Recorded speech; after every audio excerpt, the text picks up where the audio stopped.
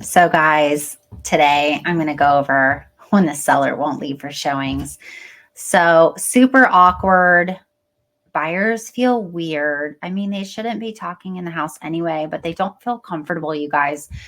The seller is usually nosy. They're walking around, they're listening. Even if they say they're going to stay in their office, they're so watching and paying attention to how long they're in the house, like the minutes, the time, the car they're driving. They're paying attention to every little detail. And it's weird. And even the agent feels so uncomfortable. Like, you don't know, like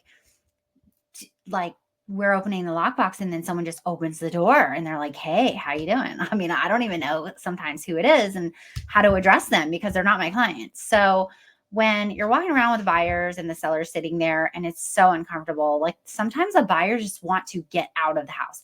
They are so uncomfortable. They can't even look. They can't even pay attention to looking at the house as a potential house to buy.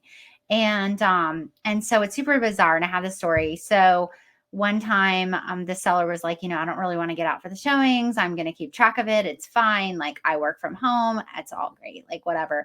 And I was a new agent. And I said, sure, no problem. I'll just make sure that showing time sends you all of the confirmations and you just keep it in your schedule and make sure that you're out of the way when they come. Please don't talk to the client, the buyers.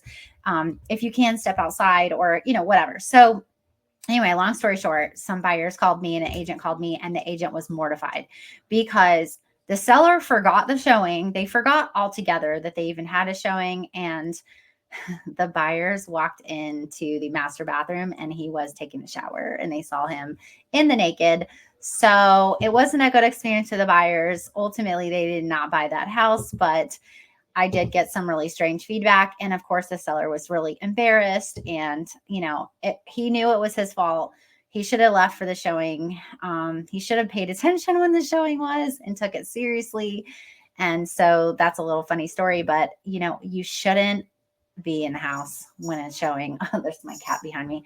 You shouldn't also be there during the home inspection. Sellers like to follow the inspector around and talk to them. And you know what? You didn't hire that inspector. You're not paying that inspector. Stay out of their way. They do not need you. If they ask you a question, that's one thing, but please don't get in their way. Don't make their job any longer than it has to be.